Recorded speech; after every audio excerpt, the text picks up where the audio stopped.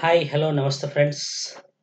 Welcome back to Sri Jnaneshwara Education and Social Service Institute of Nagnur. ತಮ್ಮೆಲ್ಲರಿಗೂ ತಿಳಿದಂತೆ ICT ತರಗತಿಗಳ ಕುರಿತು ನಾವು ಮಲ್ಟಿಪಲ್ ಚಾಯ್ಸ್ ಕ್ವಶನ್ ಆನ್ಸರ್ಸ್ ಅನ್ನ ನೋಡ್ತಾ ಇದ್ವಿ. ಯಾರೆಲ್ಲ ನಮ್ಮ ಚಾನಲ್ಗೆ ಹೊಸದಾಗಿ ವೀಕ್ಷಣೆ ಮಾಡ್ತಾ ಇದ್ರಿ ಅವರು ಈ ಕೂಡಲೇ ಸಬ್ಸ್ಕ್ರೈಬ್ ಆಗಿ ಪಕ್ಕದಲ್ಲಿರೋ ಬೆಲ್ ಐಕಾನ್ ಅನ್ನ ಕ್ಲಿಕ್ ಮಾಡಿ. ಕೆಸೆಟ್ ಪತ್ರಿಕೆ ಒಂದಕ್ಕೆ ಸಂಬಂಧಪಟ್ಟಂತೆ ಐಸಿಟಿ ವಿಡಿಯೋದ ಐಸಿಟಿ ತರಗತಿಯ 4ನೇ ವಿಡಿಯೋ ಇದಾಗಿದ್ದು, ಅದೇ ರೀತಿ ಒಂದಿಷ್ಟು ಪ್ರಶ್ನೆಗಳನ್ನು ತಮ್ಮೊಂದಿಗೆ ಚರ್ಚೆ ಮಾಡಲಿಕ್ಕೆ ಬಂದಿದ್ದೀನಿ. ಹಾಗಾದರೆ ಏಕೆ ತಡ ಮಾಡೋದು, ಇವತ್ತಿನ ಕ್ಲಾಸ್ಗೆ ಎಲ್ಲರಿಗೂ ಸ್ವಾಗತ ಕೋರ್ತಾ ಇವತ್ತಿನ ಕ್ಲಾಸನ್ನು ಸ್ಟಾರ್ಟ್ ಮಾಡೋಣ.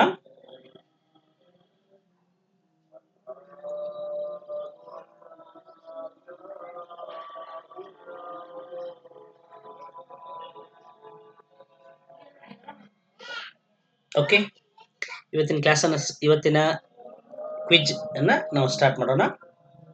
ಮೊದಲನೇ ಪ್ರಶ್ನೆ, power point presentation is useful for teachers in a class room based teaching mainly because. ಅಂದರೆ ಪವರ್ ಪಾಯಿಂಟ್ ಪ್ರೆಸೆಂಟೇಷನ್ ಅಥವಾ PPT ಅಂತ ಏನು ಕರಿತೀರಲ್ಲ, ಇದು ಶಿಕ್ಷಕರಿಗೆ ಕ್ಲಾಸ್ ರೂಮ್ನಲ್ಲಿ ಪಾಠ ಮಾಡಲಿಕ್ಕೆ ಅನುಕೂಲ ಆಗಿದೆ.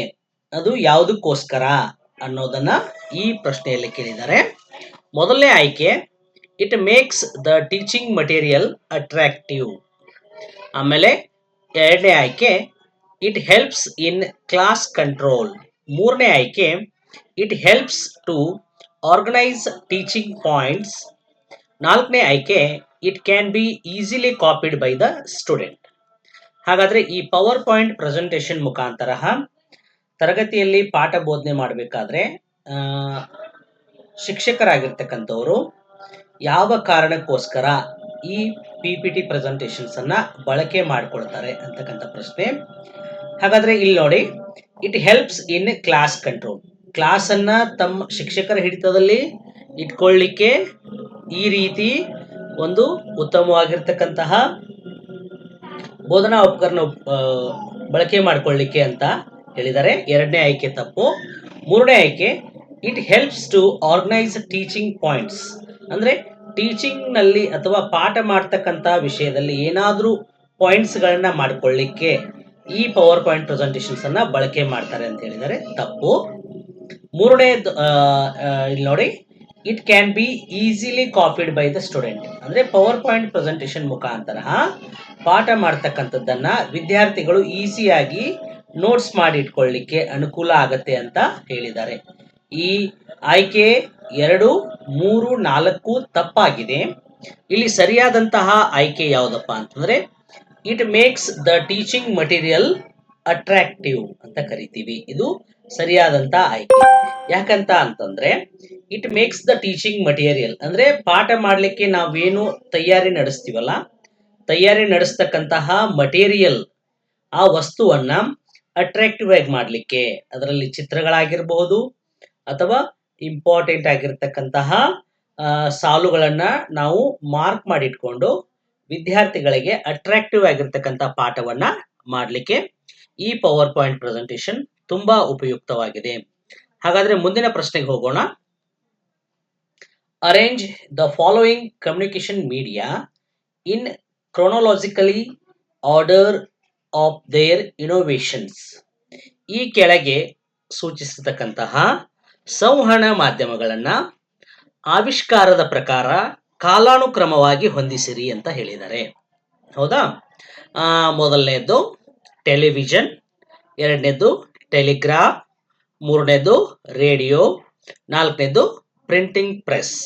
ಇವುಗಳನ್ನ ಆವಿಷ್ಕಾರ ಮಾಡಿರ್ತಕ್ಕಂತಹ ಕಾಲಾನುಕ್ರಮದಲ್ಲಿ ಇವುಗಳನ್ನ ಹೊಂದಿಸಿ ಅಂತ ಹೇಳಿದ್ದಾರೆ.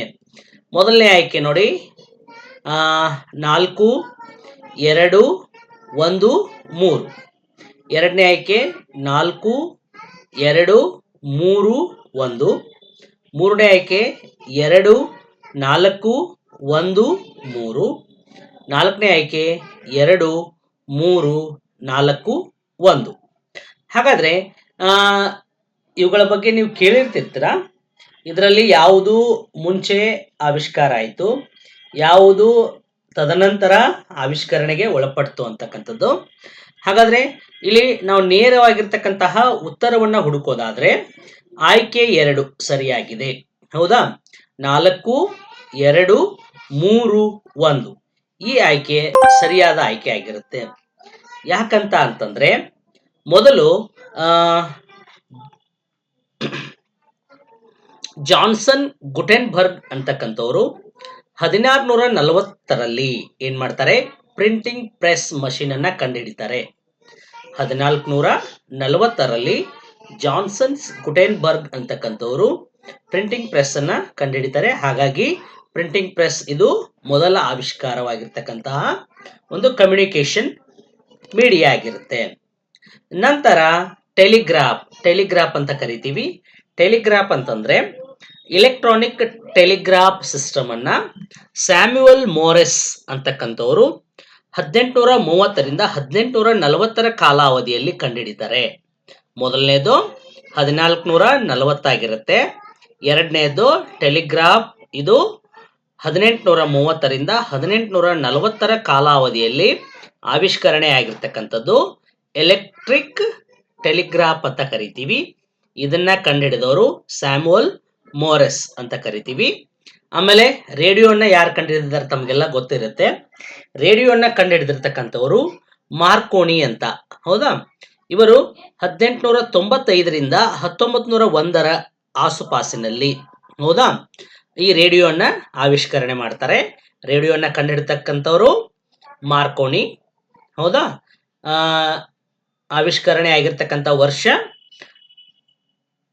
1895ರಿಂದ 1901ರಲ್ಲಿ. ಆಮೇಲೆ ತದನಂತರವಾಗಿ ಟೆಲಿವಿಷನ್ ಅಂತ ಕರಿತೀವಿ.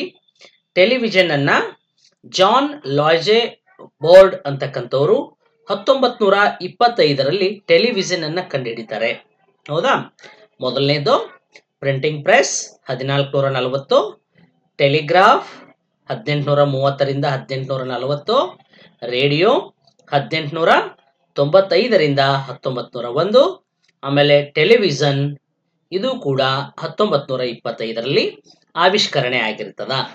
ಮೊದಲನೇ ಆಯ್ಕೆ printing press, telegraph, radio and television. ಈ ರೀತಿ ಕಾಲಾನುಕ್ರಮದಲ್ಲಿ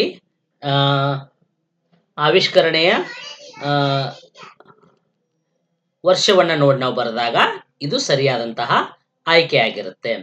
ಹಾಗಾದ್ರೆ ಮುಂದಿನ ಪ್ರಶ್ನೆಗೆ ಹೋಗೋಣ. .dat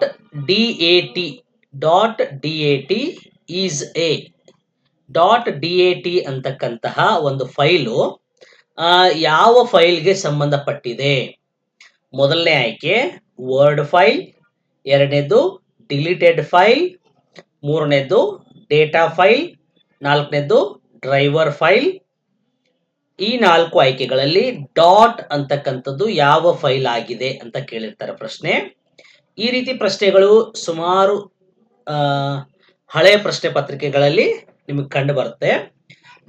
.txt ಅಂತ ಒಂದು ಬರುತ್ತೆ, .doc ಅಂತ ಬರುತ್ತೆ, .xls ಅಂತ ಬರುತ್ತೆ, .inf ಅಂತ ಬರುತ್ತೆ, .sys ಅಂತ ಕೂಡ ಬರುತ್ತೆ.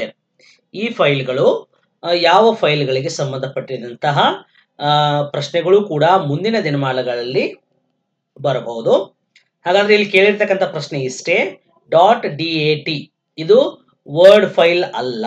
ವರ್ಡ್ ಫೈಲ್ ಅನ್ನ ನಾವು ರೀಪ್ರೆಸೆಂಟೇಷನ್ ಮಾಡಲಿಕ್ಕೆ .doc ಡಾಕ್ ಫೈಲ್ ಅಂತ ಕರಿತೀವಿ. ಹೌದಾ? ಡಿಲೀಟೆಡ್ ಫೈಲ್ಗೆ ಎಕ್ಸ್ಟೆನ್ಷನ್ ಫಾರ್ಮ್ ಬರೋದಿಲ್ಲ. ಹೌದಾ? ನೆಕ್ಸ್ಟ್ ಡೇಟಾ ಫೈಲ್ಗೆ ಎಕ್ಸ್ಟೆನ್ಷನ್ ಏನ್ ಬರುತ್ತೆ ಅಂತಂದ್ರೆ .dat ಇದು ಡೇಟಾ ಫೈಲ್ಗೆ ಏನಂತ ಕರಿತೀವಿ ನಾವು, ಸರಿಯಾದಂತ ಆಯ್ಕೆ ಅಂತ ಕರಿತೀವಿ. ಆಮೇಲೆ ಡ್ರೈವರ್ ಫೈಲ್ಗೆ, ಹೌದಾ, ಯಾವ್ದಾದ್ರು ನಾವು ಸಾಫ್ಟ್ವೇರ್ ಅನ್ನ ಇನ್ಸ್ಟಾಲ್ ಮಾಡೋದಾಗಿರ್ಬಹುದು ಅಥವಾ ಡ್ರೈವರ್ ಯಾವ್ದಾದ್ರು ಅಪ್ಲಿಕೇಶನ್ಸ್ ಅನ್ನ ಇನ್ಸ್ಟಾಲ್ ಮಾಡ್ಬೇಕಾದ್ರೆ ಆ ಫೈಲ್ಗಳು ಯಾವ .ಎಕ್ಸ್ಟೆನ್ಷನ್ ಫಾರ್ಮ್ ಅಲ್ಲಿ ಇರುತ್ತೆ ಅಂತಂದ್ರೆ .sys ಅಂತಕ್ಕಂತಹ ಎಕ್ಸ್ಟೆನ್ಷನ್ ಫಾರ್ಮಲ್ ಇರುತ್ತೆ. ಹಾಗಾದ್ರೆ ಈ ಪ್ರಶ್ನೆಯಿಂದ ನಿಮಗೆ ಏನಾಗುತ್ತೆ ಅಂತಂದ್ರೆ .dat ಇದು ಡೇಟಾ ಫೈಲ್ ಅಂತ ಸರಿಯಾದ ಆಯ್ಕೆ ಕಂಡು ಬರುತ್ತೆ. ಹೌದಾ, data file is a correct answer. ಇನ್ನು ಮುಂದಿನದಾಗಿರ್ತಕ್ಕಂಥ ಪ್ರಶ್ನೆ, the term DTH is used in the context of. DTH ಅಂತಕ್ಕಂತಹ ಶಬ್ದವನ್ನ ಈ ಕೆಳಗಿನ ಸಂದರ್ಭಗಳಲ್ಲಿ ನಾವು ಬಳಸ್ತೀವಿ ಅಂತ ಹೇಳ್ತಾರೆ. ಹೌದಾ, DTH ಎಲ್ಲರೂ ಕೂಡ ಕೇಳಿರ್ತೀರಿ ಈ ಶಬ್ದವನ್ನ. DTH ಅಂತಂದ್ರೆ ಇದನ್ನ ಟೆಲಿವಿಷನ್ಗೋಸ್ಕರ ಬಳಕೆ ಮಾಡ್ತೀವಿ ಅಂತ ಎಲ್ಲರಿಗೂ ಸರ್ವೇ ಸಾಮಾನ್ಯವಾಗಿ ಗೊತ್ತಿರುವಂತಹ ವಿಷಯ. ಇಲ್ಲಿ ಕೊಟ್ಟಿರ್ತಕ್ಕಂಥ ಆಯ್ಕೆಗಳನ್ನ ನೋಡೋದಾದ್ರೆ, use of satellites for television transmission ಮೊದಲನೇ ಆಯ್ಕೆ. ಎರಡನೇ ಆಯ್ಕೆ use of computers for data analysis ಅಂತ ಕರಿತೀವಿ. ಮೂರನೇ ಆಯ್ಕೆ ಎಲೆಕ್ಟ್ರಾನಿಕ್ ಹಿಯರಿಂಗ್ ಏಡ್ ಅಂತ ಕರಿತೀವಿ. ನಾಲ್ಕನೇ ಆಯ್ಕೆ ಡೈರೆಕ್ಟ್ ಟ್ರಾನ್ಸ್ಮಿಷನ್ ಫಾರ್ ಡಯಾಗ್ನೋಸ್ಟಿಕ್ಸ್ ಅಂತ ಕರಿತೀವಿ. DTH ಅನ್ನ ಕಂಪ್ಯೂಟರ್ ಡೇಟಾ ಅನಲೈಸಿಸ್ಗೆ ಬಳಕೆ ಮಾಡೋದಿಲ್ಲ, ಹಾಗಾಗಿ ಈ ಎರಡನೇ ಆಯ್ಕೆ ತಪ್ಪಾಗಿರುತ್ತೆ. ಆಮೇಲೆ ಎಲೆಕ್ಟ್ರಾನಿಕ್ ಹಿಯರಿಂಗ್ ಏಡ್ ಆಗಿ ಕೂಡ ಬಳಕೆ ಮಾಡಲ್ಲ. ಇನ್ನು ನಾಲ್ಕನೇದು ಡೈರೆಕ್ಟ್ ಟ್ರಾನ್ಸ್ಮಿಷನ್ ಫಾರ್ ಡಯಾಗ್ನೋಸ್ಟಿಕ್ ಕೂಡ ಇದನ್ನ ಬಳಕೆ ಮಾಡಲ್ಲ. ಹಾಗಾದ್ರೆ ಸರಿಯಾದಂತ ಆಯ್ಕೆ use of satellites for television transmission ಅಂತ ಕರಿತೀವಿ. ಹೌದಾ, ಟೆಲಿವಿಷನ್ ಸ್ಯಾಟಲೈಟ್ಗಳ ಟ್ರಾನ್ಸ್ಮಿಷನ್ ಮಾಡಲಿಕ್ಕೆ ಈ DTH ಅನ್ನ ಬಳಕೆ ಮಾಡ್ತೀವಿ. DTH ಅಂತಂದ್ರೆ ಇದರ ವಿಸ್ತೃತ ರೂಪ ಡೈರೆಕ್ಟ್ ಟು ಹೋಮ್ ಅಂತಂದ್ರೆ ಸ್ಯಾಟಲೈಟ್ಗಳು ಏನಾಗುತ್ತೆ ಟೆಲಿವಿಷನ್ಗೆ ಬರಬೇಕಾದ್ರೆ ಅಥವಾ ಟ್ರಾನ್ಸ್ಮಿಷನ್ ಆಗಬೇಕಾದ್ರೆ DTH ಮೇಲ್ಗಡೆ ಇರ್ತಕ್ಕಂತಹ ರಿಸೀವರ್ ಮೂಲಕ ಸ್ಯಾಟಲೈಟ್ಗಳಿಂದ ಬರ್ತಕ್ಕಂಥ ಸಿಗ್ನಲ್ಗಳನ್ನ ಎಕ್ಸೆಪ್ಟ್ ಮಾಡಿಕೊಂಡು ನಿಮಗೆ ಏನ್ ಮಾಡುತ್ತೆ ಅಂತಂದ್ರೆ ಚಿತ್ರಗಳನ್ನ ಒದಗಿಸಿಕೊಡುತ್ತೆ. ಹಾಗಾಗಿ use of satellites for television transmission ಅಂತಕ್ಕಂತಹ ಆಯ್ಕೆ ಸರಿಯಾಗಿದೆ.